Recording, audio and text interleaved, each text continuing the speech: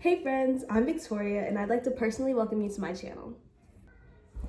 Today I'm going to be sharing with you 5 tips that have helped me as a writer, so let's get right into it.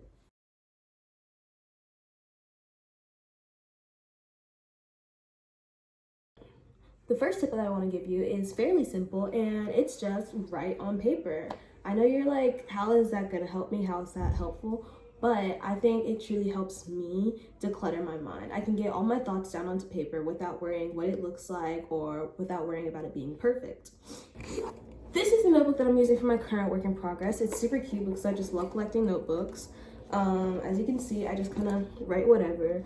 Usually whenever I hit a wall or I can't think straight, I go and I write on paper and I'm like, oh, I can keep the story moving with this. I can keep working with this. And so I just keep writing, maybe a few pages, usually like around a chapter's worth. And then I type it up in my Google Docs and I'm like, you know what, that's good. And then I move on to the next chapter digitally. I can just like seamlessly keep working with that.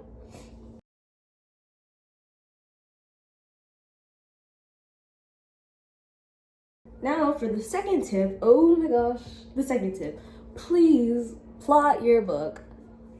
My my current book, I did not plot that and I deeply regret it. So I want you to plot your book. Moving forward, start plotting, please. The purpose of a plot is to keep your book in order. It arranges the scene so you know what's gonna happen, you know when it's gonna happen, you know who goes where and who does what. You don't even have to meticulously plan out every little detail, but at least like know the background, know where the story is actually starting at, where you're putting your readers, where you introduce each character, and then you need to have at least some sort of idea of the end. You need to write with your end in mind, know how you want your character to transform. And so that's probably why you should plot out your book. I will plot out my next book though, so yeah.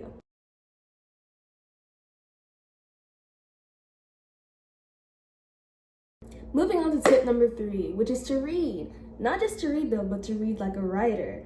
I have always loved to read since I was like little, but it's kind of been different for me ever since I started writing. And by that I mean like I just noticed more things. I noticed like author's word choice, the difference in the POVs, and it's a really good way, I feel like, to learn different writing styles and improve your writing skills. So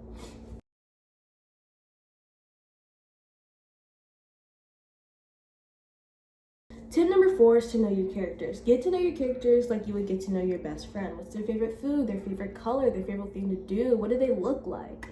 For me, creating characters is my favorite part in the entire process. Like, I just love their different personalities and seeing the way that they interact. And honestly, the characters are what is driving your plot forward. How can you have a story without a characters? Because their motives and their desires is what's pushing the story forward.